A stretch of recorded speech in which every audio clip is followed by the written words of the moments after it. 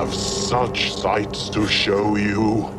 Pinhead's origin and backstory explained. If we make a list of the most iconic horror villains in cinematic history, Pinhead would have to rank in the top 5. Clive Barker's immortal creation has taken shape through various movies and comic book narratives, but the awe among the audience has never ceased to exist. This lead villain from Hellraiser has been a favorite for horror fans ever since he was seen for the first time. He is the leader of the Cenobites, and the character wouldn't have been the same without the brilliance of Doug Bradley to handle the change. Pinhead has been one mesmerizing monster that has been marketed as the face of Hellraiser movies, even if he had a small role to play. We have seen Pinhead as the unforgiving servant of hell, but there is more to the character than the immortal Cenobite. In fact, he has a surprisingly human origin, and one that will leave you bewildered. You were human. Throughout the Hellraiser franchise, Pinhead has been the most loved Cenobite, and his backstory is a fitting tribute to his striking design. So what is it about Pinhead that makes him a touchstone of cinematic horror? In this video, we will explore the origin of Pinhead and take you through his fascinating backstories. Sit tight for this one because we have quite a few sights to show you. Before we go into our explanation, we have a very small request. If you like our content, please support us by subscribing to our channel. This is a small click for you, but for us, it means a lot. Thank you. Let's begin. I am pain. Pinhead is a Cenobite. When we speak about Pinhead, the first reference that comes to mind is the leader of the Cenobites. He is a Cenobite as well, one of the grotesque, extra-dimensional entities that are mutilated and brainwashed for a world of torture and pain. All the Cenobites, except Angelique, have a human origin, and the opening of the forbidden puzzle box summons them into the world.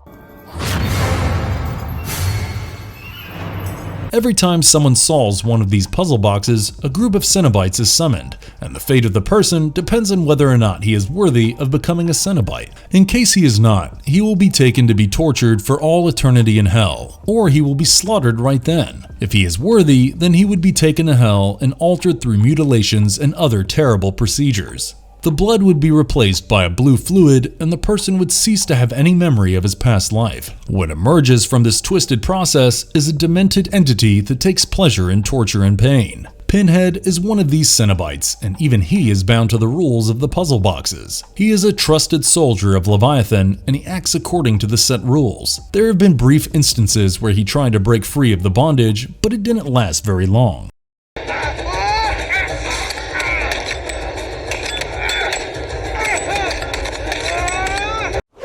He became Pinhead due to his harrowing time in the war.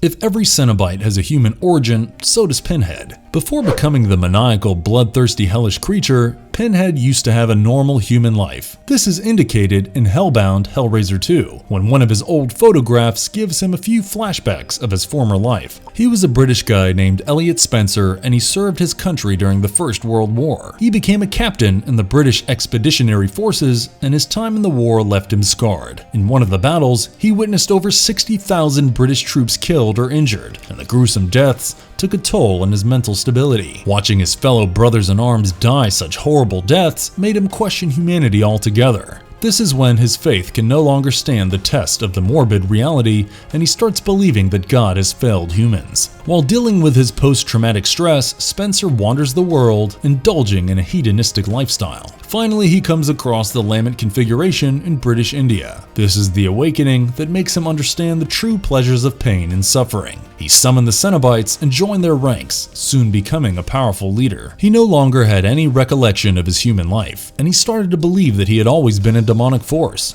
Are you? Explorers in the further regions of experience. The Boom Studios comics had expanded the origin of Pinhead. Clive Barker had already shown the promise of his works through the first few Hellraiser movies, but he extended the lore further while plotting the Boom Studios comics. This storyline borrows from the first 3 movies, but also makes some interesting additions to the story. For instance, we get to know more about Pinhead in his human form. Contrary to the earlier version, where we see he is traumatized by the horrors of war, Elliot Spencer has been portrayed as a disturbing character. He was always a sadistic person, and he derived immense pleasure from torturing his wife in front of his daughter Danielle. In fact, he was also attracted to his own daughter, although it was a thought that he even considered to be too demented to act upon. However, this did not stop him from tormenting Danielle. He would often make love to his wife in the presence of his daughter, while at other times he would dress up in women's underwear in front of her. The events of World War I certainly had a deep impact on Spencer, but he was no saint before. On one occasion, he observed a tree with dead bodies hanging from it, and he felt that it was a beautiful sight. Such terrible sights during the war enhanced his belief that there was no order in the world. After he found the Lamartian puzzle box, he was intrigued by the world of Cenobites, and Leviathan was impressed by his personality. He made him the new Hell Priest, and he also had to go through a test where he was lured with his daughter whom he lusted for. Spencer thought it was an illusion, but it was certainly a part of reality because Danielle even gave birth to a daughter whom she abandoned later.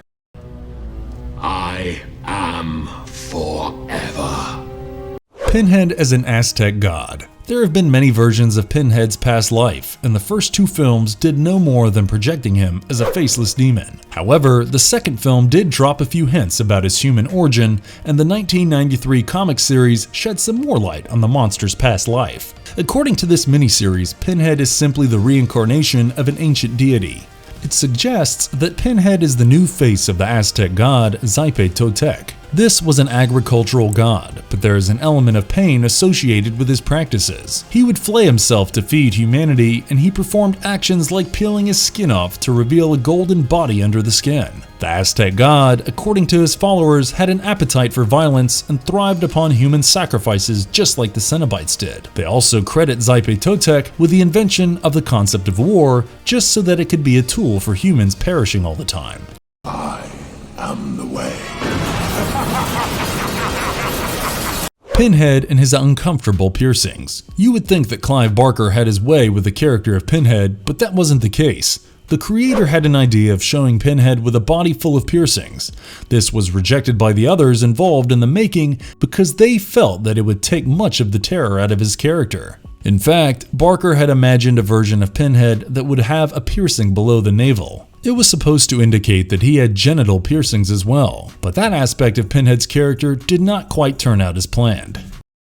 When Kirsty Cotton becomes Pinhead. This is another one of the innovative comic book stories where they literally made the most improbable situation a possibility. Kirsty Cotton is not just someone restricted to the movies, and the comic book lore is vast and extensive. In this instance, Kirsty Cotton is shown to have a new life after moving past the trauma of her experience with the Cenobites. The love of her life is a stable, loving man, but she needs to put the ghosts of her scarred past to rest. We see her having sketched Pinhead, the nightmarish vision of her life. Meanwhile, we also see another side of Pinhead. The Hell Priest is tired of the monotony of his life. He is bored of the same old torture methods and the same way of life that has been continuing for ages now. When a young girl accidentally summons Pinhead, he still rips her apart like you would expect him to. However, there is an air of disgust about the whole procedure. We can tell that he is craving for some kind of change. On the other hand, Kirsty has gathered a group that is willing to try their luck one more time with the puzzle box. When they fail miserably, Kirsty has simply lost too many of her loved ones. The so-called villain and the protagonist now have a common ground. Pinhead can escape his life of boredom, and Kirsty can fill in the void and be reunited with the ones she has lost. They agree to the strangest barter system ever. Kirsty helps Pinhead get rid of the nails on his head, and Pinhead summons the tentacles that strip him of his Cenobite appearance. Kirsty is dressed in the Cenobite uniform, and the pins that were plied out of Pinhead are now positioned on Kirsty. Pinhead gets back to his human identity, Elliot Spencer, but there is a shocking revelation when we find out that Elliot is no less of an evil than Pinhead is. He leaves the premises of hell, but not before warning Kirsty about the horrors that are about to unfold. We watch all her friends and her lover emerge as demonic creatures, and they bear no resemblance to what they used to be. But Kirsty has one last revenge for Elliot Spencer, and she rips him apart just like Pinhead used to do to his victims. Back in the real world, two people find Elliot in a pool of blood, and he seems to be dying from the goriest of injuries.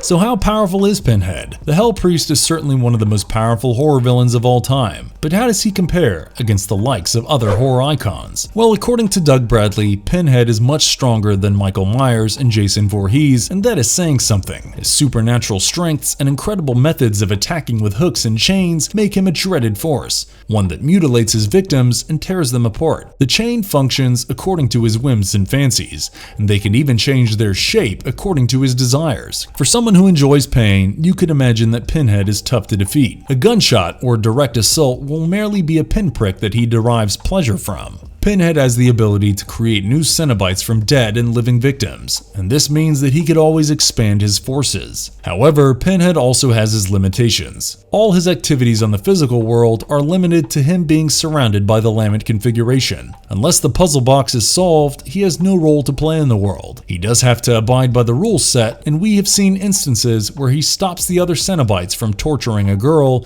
who was tricked into summoning the Cenobites. The fact that Pinhead has no memory of his past life as Elliot Spencer ensures that he is spiritually weakened. Despite such minor shortcomings, Pinhead is still way too powerful and the rightful leader of the Cenobites.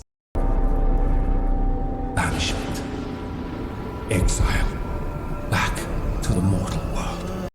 Hellraiser Judgment, the mortal Pinhead. It took them a long time, but finally they brought this storyline to the big screen. In Hellraiser Judgment, we are taken into an advanced human world where they have learned to close the gateways to hell. Thus, harvesting their souls for eternal punishment has become an increasingly difficult task. Pinhead is one of the main guys from the Cenobite sect, and he discusses the possibilities with the Stygian Inquisition, a new sect set up to adapt to the new methods. Back on Earth, 3 detectives are investigating a peculiar case of a serial killer who kills based on the 10 Commandments. In the climactic moments of this film, Pinhead is punished by God and expelled from hell. He is forced to walk the earth as a mortal once again. The movie was trashed by viewers and critics alike, but this aspect of the story is intriguing nonetheless.